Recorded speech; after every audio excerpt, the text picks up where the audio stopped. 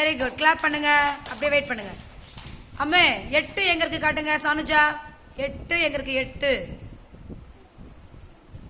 Very good. 5 5 எங்க இருக்கு காட்டுங்க. 5 5 super. 9 9 very good. 4 very good. அடுத்தது ஆல பார்க்கலாமா?